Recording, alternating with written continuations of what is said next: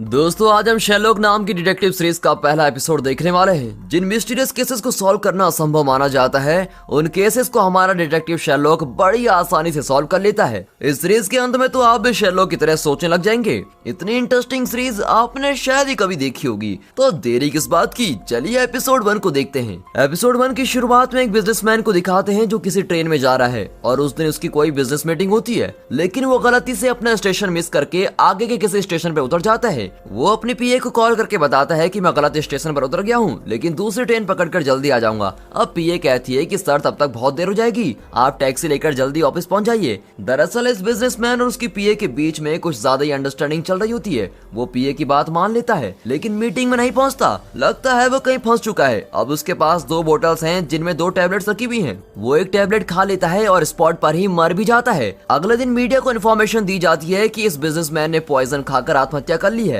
और इस रिपोर्ट के साथ ही ये केस भी बंद कर दिया जाता है। इस हादसे के 1 महीने बाद 2 फ्रेंड्स को बारिश में चलते हुए दिखाते हैं। उनमें से एक लड़के के पास छाता होता है और दूसरे लड़का बारिश में भीगता हुआ टैक्सी को बुलाता है, लेकिन टैक्सी नहीं रुकती। फिर वो अपने दोस्त से कहता है, यार तू रुक जा, मैं घर जाकर अपना छाता लेके आता हूँ। लेकिन वो लड़का ना तो घर पहुँचता है और ना ही अपने दोस्त के पास लौटता है। लगता है वो कहीं फंस गया है। अब दिखाते हैं कि उसके पास बोतल्स में 2 टैबलेट्स हैं और वो एक टैबलेट खाकर वहीं मर जाता है। और मीडिया भी यही कहती है कि ये सुसाइड केस है। अब एक बार में एक औरत खूब पीती है और नशे में धुत होकर घर लौट रही होती है, लेकिन वो घर नहीं पहुंचती और किसी जगह फंस जाती है और उसके पास भी 2 टैबलेट्स हैं जिनमें से एक खाकर वो मर जाती है और इस तरह की ये तीसरी मौत है। अब मीडिया वाले सवाल उठाने लगते हैं और एक प्रेस मीट बुलाई जाती है। तब ग्रेग नाम का एक डिटेक्टिव बताता है कि तीनों लोगों ने सुसाइड की है, लेकिन तीनों की मौत एक ही टाइप के पॉइजन से हुई है। एक रिपोर्टर पूछता है, सर ये भी तो हो सकता है कि किसी ने उन्हें पॉइजन देकर मार डाला। अब ग्रेग तुरंत जवाब देता है कि ऐसा नहीं हो सकता, क्योंकि इन तीनों लोगों में एक पॉइजन के अलावा और कोई भी कनेक्शन नहीं है।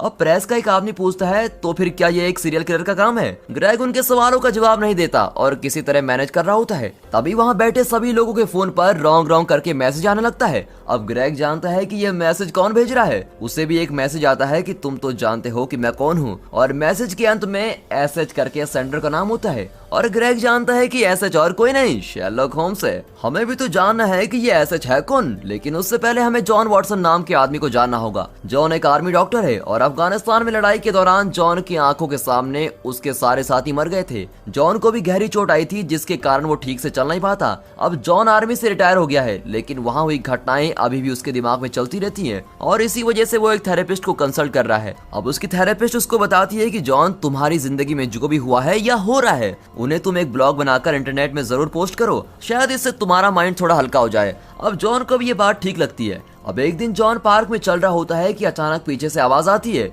अरे यार वॉटसन, कैसे हो तुम? जॉन मुड़कर देखता है पर वो उस आदमी को जानता भी नहीं। अब जॉन को कंफ्यूजन में देखकर वो आदमी कहता है, यार मुझे नहीं पहचाना, मैं हूँ माइक। तब जाकर वॉटसन को याद आता है कि माइक उसका पुराना दोस्त है। तो बताओ वॉटसन, लाइफ में क्या चल रहा है? वॉटसन कहता है, मैं तो ठीक हूँ यार, लेकिन मैं एक घर की तलाश में हूँ। अब जिस घर में रहते हो वहाँ क्या प्रॉब्लम है? वॉटसन कहता है, मैं और मेरा रूममेट मिलकर घर का रेंट देते थे, लेकिन अब वो इंग्लैंड छोड़कर जा रहा है और मेरी पेंशन भी कम है और उसमें मुझे अपना इलाज भी करवाना पड़ता है। मैं अकेला उस घर का रेंट नहीं दे सकता, इसलिए मैं सोचता हूँ कि घर खाली करके किसी के साथ रूम शेयर कर लूँ, लेकिन मेरे साथ रूम शेयर करेगा कौन? इस पर माइक चौंक कर कहता है, अरे यार वॉटसन, बिल्कुल यही शब्द अभी मेरे दोस्त ने मुझसे कहे। उसे भी रूम रेंट की प्रॉब्लम है और वो एक रूममेट को ढूंढ रहा है, तुम उसके साथ क्यों नहीं चल जाते? अब वॉटसन पूछता है, तुम्हारे दोस्त का नाम क्या है? माइक कहता है, उसका नाम है शेरलॉक होम्स, चलो मैं अभी तुम्हें उससे मिलवाता हूँ। अब ये कहकर माइक वॉटसन को लेके जाता है। एक हॉस्पिटल के लैब में शेरलॉक कुछ कर रहा होता है, तब माइक और वॉटसन वहाँ आते हैं।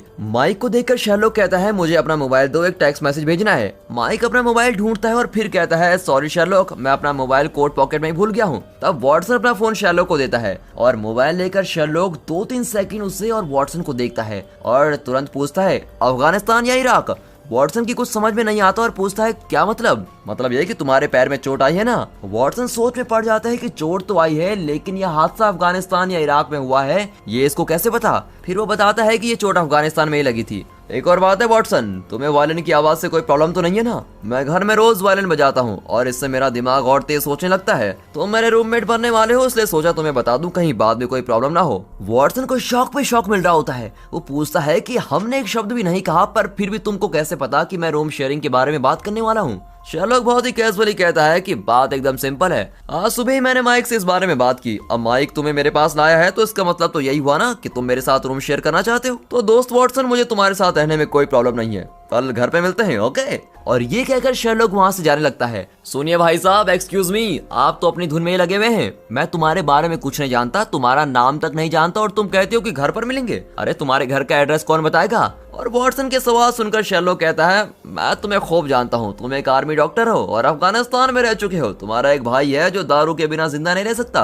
और इस वजह से उसकी पत्नी उससे अलग हो चुकी है। तुम अफगानिस्तान में बुरी तरह से घायल हुए थे और पैर में चोट आई थी। इन सब की वजह से दिमागी तौर पर तुम बहुत ही अपसेट हो। तुम एक थेरेपिस्ट को भी कंसल्ट कर रहे हो। वॉटसन चौंक कर खड़ा का खड़ा ही रह जाता है। अब ये आदमी है कौन जो मेरी पूरी जन्म कुंडली बता रहा है? तो वॉटसन, मैं हूँ शेरलॉक होम्स, मेरे घर का एड्रेस है 221 बेकर स्ट्रीट। और इतना कहकर शेरलॉक बहुत कैजुअली वहां से चला जाता है। अब उस रात एक घर को दिखाते हैं जहां पिंक कलर ड्रेस पहनी हुई एक लड़की एक बोतल खोलती है और उसमें से एक टैबलेट निकाल कर खाती है और ये लड़की भी स्पॉट पर ही मर जाती है और इस तरह ये होने वाली चौथी मौत है। अगला दिन वॉटसन शेरलॉक के दिए हुए एड्रेस पर पहुंच जाता है और दोनों में बातें होने लगती है। शेरलॉक, ये घर एकदम सड़क के ऊपर है, लगता है रेंट बहुत ज्यादा होगा। शेरलॉक कहता है, हाँ ये बहुत महंगी जगह है, लेकिन घर की ओनर मिसेस हडसन ने मुझे थोड़ा डिस्काउंट दिया है, इसलिए मेरा रेंट थोड़ा कम है। लेकिन शेरलॉक, उन्होंने तुम्हें कम रेंट भी क्यों दिया है? बात यह है वॉटसन कि उनके पति को फांसी की सजा हुई थी। ठहरो ठहरो ठहरो ठहरो ठहरो शेरलॉक, आगे मैं बताता हूँ। और तुमने उनके पति को फांसी की सजा से बचाया था, एम आई राइट? नहीं वॉटसन, दरअसल उसे फांसी की सजा मैंने ही दिलवाई थी और इसलिए खुश होकर मिसेस हडसन ने मेरा रेंट कम कर दिया। ये कहकर शेरलॉक वॉटसन को अंदर लेके जाता है। घर बहुत ही बढ़िया होता है। शेरलॉक, मैंने इंटरनेट पे तुम्हारी वेबसाइट देखी, द साइंस ऑफ डिडक्शन। ओह, जानकर खुशी भी वॉटसन, पर वहाँ पर तुम्हें कुछ इंटरेस्टिंग लगा? इंटरेस्टिंग? क्या बात करते हो शेरलॉक? उसमें लिखी हुई हर बात मुझे तो एकदम इम्पॉसिबल लगी। लिखा था कि एक आदमी का टाई देखकर तुमने पता लगा लिया कि वो एक सॉफ्टवेयर इंजीनियर है और दूसरे आदमी का सिर्फ अंगूठा देखकर तुमने जान लिया कि वो एक एयर पायलट है। क्या तुम्हें सब ढोंग नहीं लगता? शेरलॉक कहता है, ढोंग नहीं वॉटसन, तुम्हारा सर, पैर और हाथ देखकर मैंने जान लिया था कि तुम एक आर्मी ऑफिसर हो। तुम्हारा मोबाइल देखकर जाना कि तुम्हारा भाई पियक्कड़ है और उसकी पत्नी से उसकी नहीं बनती थी। क्या तुम्हें लगता है कि यह सब भी ढोंग था? वॉटसन की बोलती बंद हो जाती है। तब वहाँ घर की ओनर मिसेस हडसन आती है और बड़े प्यार से शेरलॉक को डांटती है कि ये घर का क्या हाल बना रखा है शेरलॉक। फिर एक न्यूज़पेपर को देखकर पूछती है, क्या तुमने न्यूज पढ़ी? एक ही पॉइजन से 3 लोग मर गए हैं। तब शेरलॉक खिड़की से देखता है कि एक पुलिस कार आ रही है और कहता है, 3 नहीं मिसेस हडसन, चौथा कत्ल भी हो चुका है। कार से डिटेक्टिव ग्रेग उतर कर आता है और शेरलॉक से कहता है कि चौथा खून भी हो चुका है। जैसा तुमने कहा बिल्कुल वैसा ही एविडेंस हमें इस कत्ल में मिला है। प्लीज जल्दी चलकर इस बार देख लो। शेरलॉक कहता है, मैं जरूर आऊंगा, लेकिन पुलिस कार में नहीं, टैक्सी में आऊंगा। और ओके कहकर ग्रेग चला जाता है। अब उसके जाते ही यहाँ शेरलॉक खुशी से झूम रहा होता है। वाह सुपर, 3 कत्ल हो चुके हैं और चौथे कत्ल में कुछ एविडेंस मिला है। इतना मेरे लिए काफी है, मैं खूनी को आसानी से ढूंढ निकालूंगा। फिर ओनर से कहता है कि आप प्लीज जरा घर की सफाई कर दीजिए, मुझे जरूरी काम आ गया है और देर से ही लौटूंगा। और ये कहकर वो निकलता है। अब ओनर कहती है, शेरलॉक मैं तुम्हारी नौकरानी नहीं, इस घर की मालकिन हूँ, समझे? बिल्कुल समझ गया हूँ मिसेस हडसन। और ऐसा कहकर वो चला जाता है। यहाँ वॉटसन जरा उदास बैठा होता है और ओनर से पूछता है कि क्या मुझे एक कप चाय मिलेगी? ओनर कहती है कि तुम्हें क्या अलग से बताना पड़ेगा, मैं इस घर की मालकिन हूँ, नौकरानी नहीं। तब वॉटसन कहता है, समझ गया, तो फिर चाय के साथ 2 बिस्कुट भी दे दीजिए। फिर वो पेपर पढ़ने लगता है और तभी वहाँ शेरलॉक आकर कहता है, वॉटसन तुम एक आर्मी डॉक्टर हो ना, मतलब तुम्हें कई लाशें देखनी होंगी, क्या तुम मेरे साथ चलकर इस केस में मेरी मदद कर सकते हो? हाँ हाँ क्यों नहीं। ये कहकर वॉटसन शेरलॉक के साथ चल देता है। जाते जाते चिल्लाता है कि मिसेस हडसन मेरी चाय कैंसिल। मिसेस हडसन चिढ़कर फिर चिल्लाती है कि मैं मालकिन हूँ, मालकिन। शेरलॉक और वॉटसन एक टैक्सी में जाते हैं। वॉटसन शेरलॉक को देख रहा होता है। अब शेरलॉक कहता है, क्या बात है वॉटसन, मेरे लिए कोई सवाल है क्या? सवाल यह है कि तुम कौन हो और क्या करते हो और इस वक्त कहाँ जा रहे हैं हम? शेरलॉक कहता है, गैस करो। वो कहता है, मेरे ख्याल से तुम एक प्राइवेट डिटेक्टिव हो, लेकिन पुलिस कभी प्राइवेट डिटेक्टिव की हेल्प नहीं लेती। शेरलॉक बताता है कि मैं प्राइवेट डिटेक्टिव नहीं बल्कि कंसल्टिंग डिटेक्टिव हूँ। पूरी दुनिया में सिर्फ मैं ही ये काम करता हूँ, क्योंकि इस काम और नाम का आविष्कार मैंने ही किया है। जब पुलिस किसी केस में अटक जाती है तो मुझे कंसल्ट करती है। वॉटसन कहता है, वही तो मेरी समझ में नहीं आ रहा, तुम जैसे ढोंगी को पुलिस क्यों कंसल्ट कर रही है? अब शेरलॉक बिना कोई रिएक्शन के कहता है, जब पहली बार मैंने तुम्हें देखा और पूछा कि अफगानिस्तान या इराक, तो तुम कितना शॉक हो गए थे, और एक ढोंगी की बात पर तुम इतना शॉक क्यों हुए थे, बताओ? वॉटसन कहता है, यही तो मैं पूछ रहा हूँ कि तुम्हें वो सब कैसे पता चला? तब शेरलॉक पूरी एक्सप्लेनेशन देता है। सबसे पहले तो मैंने तुम्हारा हेयर कट देखा जो मिलिट्री कट है, और मैंने अंदाजा लगा लिया कि तुम आर्मी में रहे होंगे। जब तुम हॉस्पिटल की लैब में आए तो तुम वहाँ की चीजों को देखकर सरप्राइज नहीं हुए और नॉर्मल बिहेव कर रहे थे। इससे पता चलता है कि तुम्हारे लिए वो चीजें नई नहीं थी, और मैंने अंदाजा लगा लिया कि तुम एक डॉक्टर भी हो सकते हो, इसलिए मैंने कहा कि तुम एक आर्मी डॉक्टर हो। अच्छा ठीक है, लेकिन तुम्हें ये कैसे पता चला कि अफगानिस्तान या इराक में ही मेरी टांग टूटी होगी? हमारे देश की आर्मी तो कई देशों में जाती है, फिर उन देशों का नाम तुमने क्यों नहीं लिया? लो, ये तो बहुत ही आसान था। मैंने तुम्हारे हाथ को ध्यान से देखा तो तुम्हारी कलाई का ऊपरी हिस्सा गोरा और नीचे का हिस्सा ब्राउन था। मतलब ये कि तुम जरूर तेज गर्मी वाले देश में रहे होंगे, और हमारे देश की आर्मी जिन देशों में है उनमें से ज्यादातर गर्मी वाले देश सिर्फ अफगानिस्तान और इराक हैं। मिल गए तुम्हें सारे जवाब? चलो ये भी ठीक है, लेकिन मेरे भाई की लाइफ स्टोरी का तुम्हें कैसे पता चला? याद है मैंने मैसेज करने के लिए तुम्हारा मोबाइल लिया था। वो मोबाइल बहुत ही कॉस्टली लग रहा था। वो तुम्हारा हो ही नहीं सकता, क्योंकि अगर उतना कॉस्टली मोबाइल तुम खरीद सकते तो इस तरह रूम शेयर नहीं कर रहे होते, है ना? चलो मान लिया कि तुम्हें किसी ने फोन गिफ्ट किया है, तब तुम इस फोन को बहुत ही संभाल कर रखते, राइट? लेकिन पॉकेट में रखी हुई चाबियों से फोन पर कई स्क्रैचेस लगे हुए थे, और नए मोबाइल को कोई ऐसे नहीं रख सकता। इसका मतलब ये कि वो पुराना मोबाइल है जिसे तुमसे पहले किसी ने यूज किया है और फिर तुमको दे दिया है। मोबाइल के पीछे हैरी वॉटसन फ्रॉम कॉलरा करके लिखा हुआ था, और तुम्हारा नाम जॉन वॉटसन है, तो हैरी तुम्हारा भाई हो सकता है। हाँ, वो तुम्हारा पिता का नाम भी हो सकता है, लेकिन ये मोबाइल ज्यादातर नई जनरेशन के लोग यूज करते हैं, तो मोबाइल तुम्हारे पिता का नहीं हो सकता। मतलब ये कि हैरी तुम्हारा भाई होगा जिसने अपना पुराना मोबाइल तुमको दे दिया होगा। ओह अच्छा, मान लिया मेरे बाप। लेकिन हैरी पीता है और उसका उसकी पत्नी के साथ झगड़ा हुआ है, ये बताओ ये तुम्हें कैसे पता चला? शेरलॉक कहता है फोन के पीछे हैरी वॉटसन फ्रॉम कॉलरा लिखा था। मतलब कॉलरा नाम की एक औरत ने ही ये फोन हैरी को गिफ्ट किया है। लेकिन कॉलरा हैरी की गर्लफ्रेंड हो ही नहीं सकती, क्योंकि गर्लफ्रेंड कभी इतना कॉस्टली गिफ्ट नहीं देती। दोस्तों, अगर गर्लफ्रेंड के साथ आपका भी यही एक्सपीरियंस है तो वीडियो पॉज करके जरा हंस लीजिए। हंस लिया? चलो अब आगे कंटिन्यू करते हैं। अब शेरलॉक कंटिन्यू करता है कि कॉलरा जरूर हैरी की पत्नी का नाम है। पत्नी का दिया हुआ कॉस्टली गिफ्ट अगर हैरी ने तुम्हें दे दिया तो इसका मतलब यही हुआ ना कि उन दोनों में कोई अनबन है और वो अलग हो चुके हैं। कॉलरा से अलग होने के बाद ये मोबाइल हैरी को कॉलरा की याद दिलाकर उसे परेशान करता था, इसलिए उसने मोबाइल तुम्हें दे दिया। तुम्हारा अगला सवाल मैं जानता हूँ। इस मोबाइल का चार्जिंग पोर्ट देख रहे हो? यहाँ अनगिनत स्क्रैचेस लगे हुए हैं। वो जरूर एक पियक्कड़ होगा जो हमेशा नशे में रहता है और ठीक से पोर्ट में चार्जर भी नहीं लगा सकता। देखो कैसे आसपास की जगह में घुसाकर हर तरफ स्क्रैचेस लगे हुए हैं। शेरलॉक की गहरी सोच और बारीकियों को समझने की क्षमता देखकर वॉटसन बिल्कुल ही दंग रह जाता है। इतने में वो कत्ल के स्पॉट पर पहुंच जाते हैं और कार से उतरकर चलने लगते हैं। तब शेरलॉक पूछता है, क्यों वॉटसन, मेरा सारा अनुमान ठीक निकला कि नहीं? अनुमान तो ठीक था, लेकिन हैरी मेरा भाई नहीं, वो मेरी बहन है। ओह नो, इस बात पर मेरा ध्यान क्यों नहीं गया? फिर दोनों कत्ल के स्पॉट पर पिंक कलर ड्रेस पहनी हुई लड़की की लाश देखते हैं, और मरने से पहले उसने अपने नाखूनों से लकड़ी के फ्लोर पर रेचे करके लिखा होता है। वहाँ एंडरसन नाम का एक फॉरेंसिक ऑफिसर आता है जो कहता है रेचे एक जर्मन शब्द है, इसका मतलब है कि रिवेंज। फिर वो लड़की का क्रेडिट कार्ड देखकर बताता है कि इस लड़की का नाम जेनिफर है और ये एक जर्मन है। इन्फॉर्मेशन के लिए थैंक यू, ये कहकर शेरलॉक एंडरसन के मुंह पर दरवाजा बंद कर देता है। दरअसल शेरलॉक और एंडरसन की बिल्कुल भी नहीं बनती, और अब शेरलॉक और वॉटसन लाश को अच्छी तरह से चेक करते हैं, और वॉटसन शेरलॉक को कुछ बातें बताता है। फिर शेरलॉक ग्रेग को बताता है कि जेनिफर जर्मनी से नहीं, कार्डिफ नाम के शहर से आई है। तुम ये कैसे कह सकते हो? ग्रेग के सवाल का जवाब देते हुए शेरलॉक कहता है कि जेनिफर का ड्रेस गीला है, इसका मतलब है कि वो बारिश में भीगती भी आई थी, लेकिन उसके पास एक छाता है जो बिल्कुल सूखा है। मतलब ये कि छाता होने के बावजूद जेनिफर ने उसको नहीं खोला। इससे पता चलता है कि तेज हवा चल रही थी और इस वजह से वो छाता नहीं खोल पाई और भीगती हुई चली आई। फिर शेरलॉक मोबाइल में मैप खोलकर सर्च करता है कि आसपास के किन शहरों में तेज हवा के साथ बारिश हुई थी। तब पता चलता है कि कार्डिफ में बारिश हुई थी, इसलिए मैं दावा के साथ कह सकता हूँ कि ये कार्डिफ से आई थी। अगर जेनिफर उतनी दूर से यहाँ आई थी तो उसके पास एक सूटकेस जरूर होगा। वो सूटकेस कहाँ है ग्रेग? अब शेरलॉक का सवाल सुनकर ग्रेग हंसकर पूछता है कि ये तो जरूरी नहीं कि कार्डिफ से जो आए उसके साथ सूटकेस भी होगा। शेरलॉक कॉन्फिडेंटली कहता है कि दूसरों का तो पता नहीं, लेकिन जेनिफर एक सूटकेस जरूर लाई थी। इसके दाहिने पैर के एंकल पर कुछ निशान है जो बाएं एंकल में नहीं है। इसका मतलब ये औरत ट्रॉली जैसा एक सूटकेस लाई थी और उसे दाहिने हाथ से खींचकर लाई थी। ये उसी के निशान है, और जेनिफर यहाँ अपने सीक्रेट लवर से मिलने आई थी। शेरलॉक, तुम मजाक कर रहे हो ना? एक लाश को देखकर कैसे बता दिया कि इसका सीक्रेट लवर है? बात यह है ग्रेग कि इसने जो भी ज्वेलरी पहनी है सारी की सारी हाल ही में पॉलिश की गई है, लेकिन इसका वेडिंग रिंग एकदम पुराना लग रहा है और इसे कभी पॉलिश नहीं किया गया है। इससे पता चलता है कि ये अपनी शादी से खुश नहीं थी। इसका वेडिंग रिंग कम से कम 10 साल पुराना है और इतना साल अंगूठी पहनने पर उंगली पर एक निशान बन जाता है, लेकिन जेनिफर की उंगली में ऐसा कोई निशान नहीं है। ऊपर से रिंग के अंदर का हिस्सा अभी भी चमक रहा है। इसका मतलब यह है कि वो इस रिंग को बार बार उतार देती है। एक सेकंड के लिए हम मान लेते हैं कि जेनिफर हाथ से कुछ काम करती थी और इसीलिए रिंग को उतार देती थी, लेकिन लेकिन इसके हाथ के नाखून एकदम शार्प हैं और ऐसे शार्प नाखून को रखकर वो हाथ से करने वाला कोई भी काम नहीं कर सकती। तो फिर वो रिंग को हमेशा क्यों उतार देती है? इसका एक ही कारण होगा और वो ये है कि इसका कोई सीक्रेट लवर है जिससे मिलने के लिए जेनिफर अपनी वेडिंग रिंग निकाल देती है। लेकिन उस बेचारे सीक्रेट लवर को नहीं पता कि इसकी शादी को 10 साल से ज्यादा हो चुके हैं। ये सुनकर तो वॉटसन भी वाह करते रह जाता है। अब शेरलॉक कहता है अब हमें रेचल का पता लगाना होगा। अब ये रेचल कौन है भाई? जेनिफर ने तो सिर्फ रेचल लिखा था जो एक जर्मन शब्द है।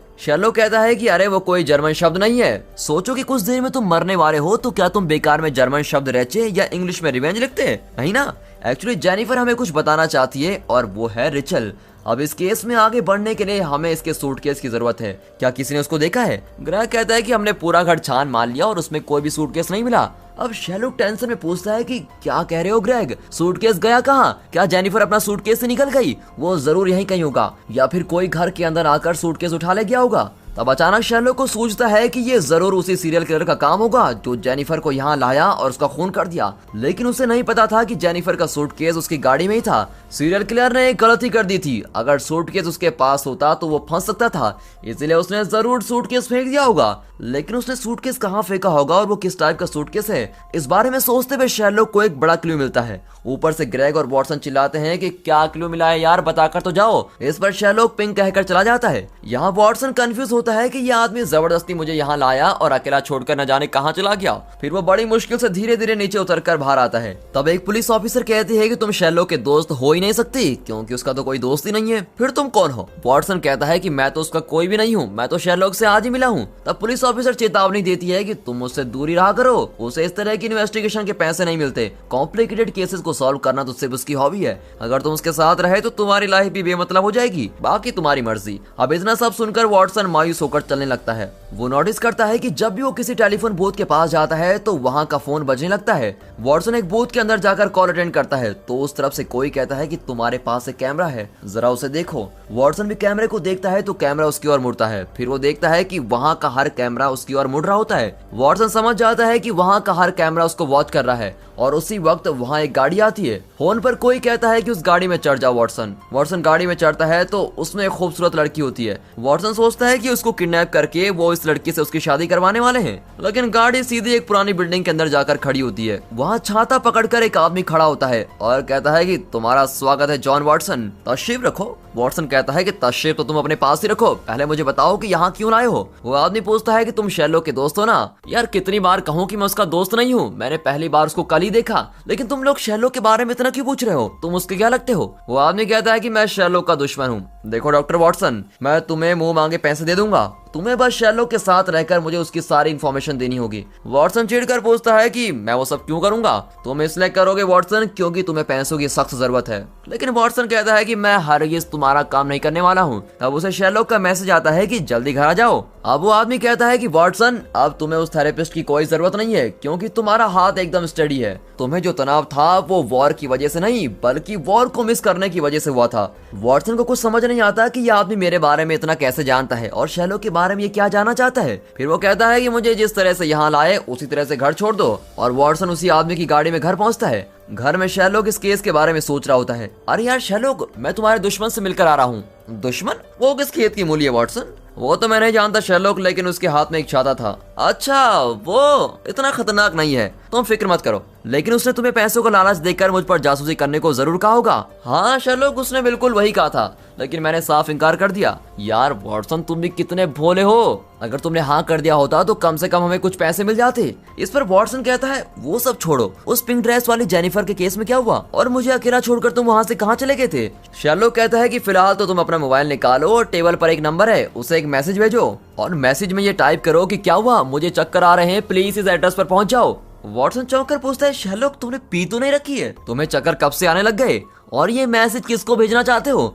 इस पर शेरलॉक उसको एक पिंक कलर का सूटकेस लाकर दिखाता है और देखते ही वॉटसन जान जाता है कि ये मरी हुई जेनिफर का सूटकेस है और पूछता है ये तुम्हें कहां से मिला? शेरलॉक बताता है कि जेनिफर को खूनी अपनी कार में लाया था और गलती से उसका सूटकेस कार में रह गया था और खूनी जेनिफर का खून करके अपनी कार में चला गया। लेकिन उसने जल्दी जेनिफर का सूटकेस देख लिया होगा और इस सूटकेस के रहते वो बहुत ही जल्दी पकड़ा जाता, इसलिए उसने सूटकेस रास्ते के किसी कूड़ेदान में फेंक दिया होगा और इसीलिए मैंने कत्ल के स्पॉट पर 5 मिनट के ट्रेवल के अंदर रखे गए सारे कूड़ेदानों की छान मारी और तब जाकर इस सूटकेस मेरे हाथ लगा। लेकिन शैरलॉक ये जेनिफर का ही सूटकेस है, इसकी क्या गारंटी है? वॉटसन, जेनिफर की ड्रेस पूरी तरह से पिंक है, इसीलिए उसने सूटकेस भी पिंक ही चुना होगा और हमारा मेन क्लू भी यही है, पिंक। वाह शैरलॉक, तुम्हारा जवाब नहीं, पर तुम मुझे किसे मैसेज भेजने को कह रहे हो? वॉटसन ध्यान से सुनो, कत्ल के स्पॉट पर और इस सूटकेस में एक चीज मिसिंग है, गैस करो। वॉटसन गैस नहीं कर पाता। शैरलॉक कहता है यार जेनिफर का मोबाइल फोन मिसिंग है। इस पर वॉटसन कहता है शायद वो घर पर ही भूल गई थी। नहीं नहीं वॉटसन, ये नहीं हो सकता। जेनिफर का एक सीक्रेट लवर है जिससे वो मिलने यहाँ आई थी और मोबाइल घर पर भूलने का तो सवाल हो ही नहीं सकता। वो फोन जरूर लाई होगी और शायद अब वो मोबाइल खूनी के पास है। वॉटसन चौंक कर कहता है अबे डिटेक्टिव कहीं गए, तो क्या तुम उस खूनी को मेरे फोन से मैसेज भिजवाना चाहते हो? हाँ वॉटसन, यही, अभी अभी उसने जेनिफर का कत्ल किया है और जेनिफर का फोन भी उसी के पास है। अब हम उस फोन को मैसेज भेजेंगे कि मुझे चक्कर आ रहे हैं, प्लीज इस एड्रेस पर पहुंच जाइए। नॉर्मल इंसान को अगर ऐसा मैसेज मिले तो वो उसको इग्नोर कर देगा, लेकिन अगर ये मैसेज खूनी को भेज दिया जाए तो वो टेंशन में आ जाएगा और यही तो हमें चाहिए। अब चलो मेरे साथ। एक मिनट शैरलॉक, तुम हमेशा अपने आप से बातें करते रहते हो है ना? अपने आप से नहीं वॉटसन, वहाँ एक कंकाल रखा होता है, मैं उससे बातें करता हूँ। लेकिन मिसेस हडसन कंकाल उठाकर ले गई। तो अब तुम मुझे कंकाल समझकर बातें कर रहे हो क्या? बुरा मत मानो वॉटसन, अब चलो भी। फिर दोनों एक रेस्टोरेंट में जाते हैं जो खूनी को भेजे गए एड्रेस के बिल्कुल पास है। अब रेस्टोरेंट का ओनर शैरलॉक को देखते ही उसके ऊपर प्यार बरसाने लगता है और कहता है सर आप जो मर्जी जितनी मर्जी खा लीजिए, आपके लिए तो सब फ्री है। दरअसल किसी केस में ये ओनर जेल जाने वाला था और शैरलॉक ने इसको बचाया था। दोनों उस खूनी का इंतजार कर रहे होते हैं और तब एक टैक्सी आकर रुकती है। टैक्सी वहाँ बहुत देर खड़ी रहती है। शैरलॉक कातिल का प्लान समझ जाता है कि अगर वो प्राइवेट गाड़ी में आता तो आसानी से पकड़ा जाता, इसीलिए वो टैक्सी लेकर पैसेंजर की तरफ वहाँ आया था। तब टैक्सी वहाँ से निकलती है और शैरलॉक और वॉटसन उसके पीछे भागते हैं, लेकिन शैरलॉक एक गाड़ी से टकराकर नीचे गिर जाता है और शैरलॉक के उठकर भागने तक बहुत देर हो चुकी थी। तब शैरलॉक गैस करता है कि टैक्सी सीधी जा रही थी, पर कार उस रास्ते से नहीं जा सकती क्योंकि आगे रोड का रिपेयर चल रहा है, इसलिए उसको वन वे में जाना होगा और वो भी वन वे की तरफ मुड़ता है। और इस तरह यहीं से शैरलॉक गैस कर लेता है कि टैक्सी कौन सा रूट लेने वाली है। फिर दोनों शॉर्टकट से जाते हैं, वहाँ के मकानों के अंदर से घुसकर और बिल्डिंग पर चढ़कर किसी तरह उस टैक्सी को पकड़ लेते हैं। शैरलॉक टैक्सी के पैसेंजर को देख लेता है पर कहता है ये खूनी नहीं। अब वॉटसन कहता है कि इसके मुंह पर क्या लेबल लगा हुआ है कि ये खूनी नहीं है? नहीं वॉटसन, उसका सूटकेस देखो, वो अभी अभी एयरपोर्ट से आया है और पहली बार लंदन आया है और रास्ता न जानने की वजह से वो यहाँ वहाँ टैक्सी में घूम रहा है। फिर वो पैसेंजर से कहता है कि आपको तकलीफ देने के लिए सॉरी, हम पुलिस वाले हैं, अगर कोई आपको प्रॉब्लम हो तो हमें कांटेक्ट कीजिए। और ये कहकर दोनों वहाँ से खिसकने लगते हैं, लेकिन पैसेंजर असली पुलिस से कंप्लेंट करता है कि सर ये दोनों पुलिस बनकर मुझको डरा रहे थे। और ये देखकर शैरलॉक और वॉटसन वहाँ से भागकर घर पहुँचते हैं। तब शैरलॉक कहता है कि वॉटसन बाहर तुम्हारा गिफ्ट वेट कर रहा है और उसी वक्त दरवाजे पर कोई नॉक करता है। वो और कोई नहीं बल्कि रेस्टोरेंट का ओनर है, जो वॉटसन की वॉकिंग स्टिक उसको लौटाकर कहता है कि शैरलॉक ने मुझे फोन किया था कि आप ये स्टिक भूल गए हैं। अब इस स्टिक के सपोर्ट के बिना ही वॉटसन इतनी देर तक चल फिर रहा था और यही नहीं, बिल्डिंग पर चढ़कर ऊपर से छलांग भी मार रहा था। मतलब ये कि वॉटसन का पैर टूटा नहीं बल्कि वो पैर टूटने की एक्टिंग कर रहा था। वॉटसन समझ जाता है कि शैरलॉक ये बात जान गया था। शैरलॉक अब सोचता है कि शायद वॉटसन अब उसके साथ नहीं रहना चाहेगा। इतने में मिसेस हडसन आकर कहती है कि शैरलॉक तुमने अब क्या गुल खिला दिए हैं जो यहाँ पुलिस भी आ गई है।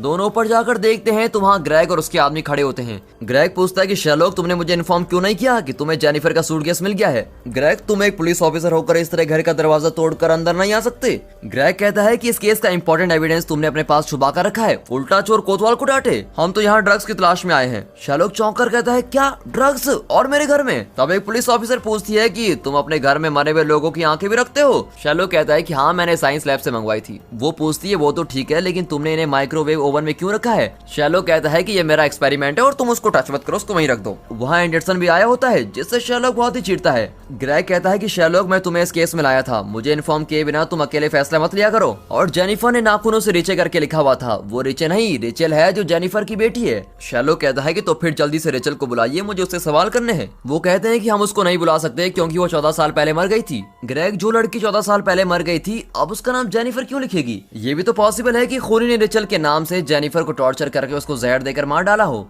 ग्रेग कहता है नहीं वॉटसन, ये 14 साल पहले की बात है, ऊपर से जेनिफर का सीक्रेट लवर भी है, वो जहर खाकर क्यों मरेगी? इस बारे में शैरलॉक बहुत ही सोच रहा होता है और दूसरे ऑफिसर यहाँ वहाँ घूम रहे होते हैं। तब मिसेस हडसन आकर कहती है कि शैरलॉक तुमने टैक्सी बुक की थी ना, शेरलॉक कहता है मैंने तो कोई टैक्सी बुक नहीं की, और ये कहकर फिर गहरी सोच में चल जाता है। मिसेस हडसन पूछती है कि वॉटसन, ये पुलिस ने घर में क्या हाल बना दिया है। मिसेस हडसन, पुलिस को लगता है कि यहाँ ड्रग्स छुपा कर रखे गए हैं। ड्रग्स और मेरे घर में, ये कैसे हो सकता है? इनकी बातें सुनकर शेरलॉक और भी टेंशन में आकर चिल्लाता है कि मुंह बंद करके रखने के कितने पैसे लेंगे आप लोग? कुछ देर के लिए चलना फिरना बंद कर दो, सांस लेने की आवाज भी नहीं आनी चाहिए। एंडरसन, तुम उस तरफ घूम जाओ क्योंकि तुम्हारा मुंह देखकर मेरा दिमाग बिल्कुल भी नहीं चलता। अब एंडरसन चौंक जाता है कि भाई मेरे मुंह से क्या प्रॉब्लम है, लेकिन शेरलॉक, नीचे टैक्सी तुम्हारा इंतजार कर रही है। अब शेरलॉक फिर चिल्लाता है कि मुंह बंद कीजिए मिसेस हडसन। वो बेचारी चुपचाप नीचे चली जाती है। शेरलॉक दिमाग को टटोल रहा होता है कि मरते वक्त जेनिफर ने रिचल का नाम ही क्यों लिखा। तब शेरलॉक को एक बात स्ट्राइक करती है कि जेनिफर ने जानबूझकर अपना मोबाइल और सूटकेस टैक्सी में छोड़ा होगा,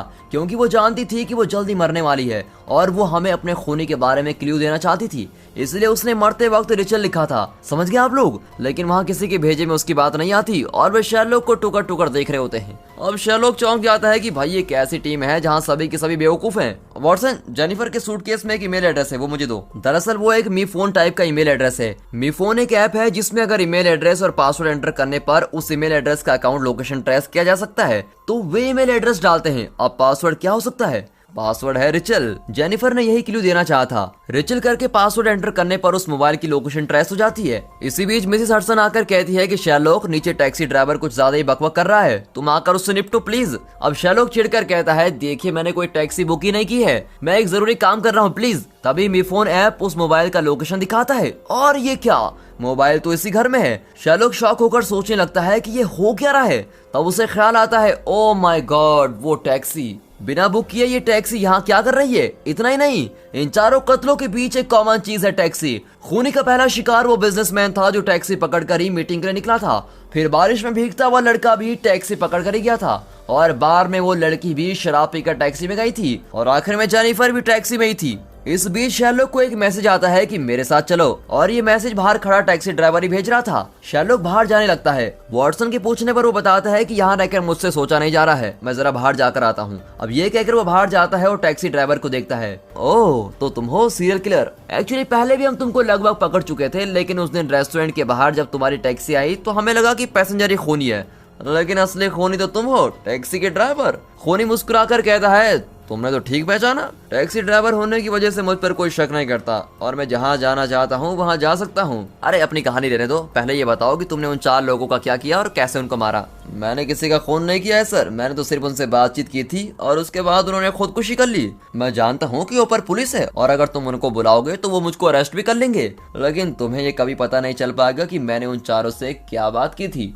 अगर सच्चे डिटेक्टिव हो तो मेरे साथ मेरी टैक्सी में चलो, मैं तुमसे भी वही बातें करूंगा और तुम भी खुदकुशी कर लोगे। अब खूनी की बात शेरलॉक को बहुत ही इंटरेस्टिंग लगती है और सच्चाई जानने के लिए वो टैक्सी में बैठकर जाता है। वॉटसन उसे देखकर दूसरों से कहता है कि शेरलॉक टैक्सी में बैठकर चला गया है। इस पर ग्रेग और उसके आदमी भी बिना टाइम वेस्ट किए वहाँ से निकलते हैं। अब शेरलॉक उस खूनी ड्राइवर के साथ टैक्सी में जा रहा होता है। टैक्सी में कुछ फोटोज लगी होती हैं जिनसे शेरलॉक को कुछ क्लूज मिलते हैं। अब शेरलॉक पूछता है कि वो कौन है जो तुम्हें इस काम के लिए उकसा रहा है। ड्राइवर कहता है कि वो तुम्हारा फैन है। इससे आगे वो और कोई डिटेल्स नहीं बताता। अब इतने में वे कॉलेज के पास पहुंचते हैं और कॉलेज में सफाई का काम चल रहा होता है और इस वजह से गेट खुला होता है। दोनों चुपचाप अंदर चले जाते हैं। ड्राइवर कहता है आओ शेरलॉक यहीं बैठो, तुम मुझे यहाँ क्यों लाए हो, यहीं पर तो तुम मरने वाले हो। ऐसा कहकर ड्राइवर 2 छोटे बोतल्स निकाल कर रखता है जिनमें 2 टैबलेट्स होती हैं। तुम्हारे फैन ने मुझे बताया कि तुम बहुत ही समझदार हो और तुम्हारी वेबसाइट देखकर तो बड़े बड़े एक्सपर्ट्स भी दांतों तले उंगली चबा लेते हैं। लेकिन शेरलॉक पूछता है तुम पहले ये बताओ कि वो कौन सा मेरा फैन है जो तुम्हें खून करने के लिए उकसा रहा है।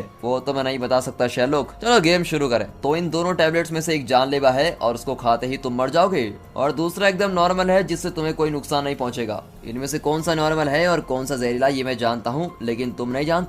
शेरलॉक पूछता है मैं ये बेकार सा गेम क्यों खेलूं, इससे मुझे क्या फायदा है। यही तो मजे की बात है शेरलॉक, तुम अपनी मर्जी से कोई भी टैबलेट खा सकते हो, लेकिन तुम्हारे खाने के बाद जो भी टैबलेट बचेगा वो मैं खा लूंगा। जिसकी किस्मत अच्छी होगी वो जिंदा रहेगा और दूसरा मर जाएगा। मैंने ये गेम 4 बार खेला है और एक भी बार नहीं हारा, और किसी को मेरे बारे में एक छोटा सा भी सुराग नहीं मिला है। अब शेरलॉक कहता है ओह ये बात है, मैंने टैक्सी में आते वक्त देखा कि तुमने शेविंग की हुई है, तुम्हारे गले में थोड़ा सा शेविंग क्रीम लगा हुआ है। अगर तुम्हारे घर में कोई रहता तो तुम्हें बताता कि गले में शेविंग क्रीम लगा है। मतलब ये कि तुम्हारे घर में कोई नहीं रहता और तुम बिल्कुल अकेले हो और अकेलेपन में जी रहे हो। टैक्सी में एक फोटो था जिसमें 2 बच्चे हैं और अपनी माँ के साथ थे, लेकिन तुमने उनकी माँ का चेहरा फाड़ रखा था, और अगर वो जिंदा नहीं होती तो तुम उसकी फोटो को इस तरह नहीं फाड़ते। मतलब वो जिंदा है और जरूर तुम्हारी पत्नी ही है। लेकिन तुम दोनों के बीच झगड़ा हुआ है और दोनों अलग अलग हो गए हो। वो बहुत ही पुरानी फोटो थी, लेकिन तुमने उसको बहुत ही अच्छी तरीके से फ्रेम किया हुआ है। मतलब तुम उन दोनों बच्चों से बहुत प्यार करते हो, लेकिन तुम्हारी पत्नी बच्चों को तुमसे अलग करके अपने साथ ले गई है और इस बात को तुम बर्दाश्त नहीं कर पाते। और सुनोगे,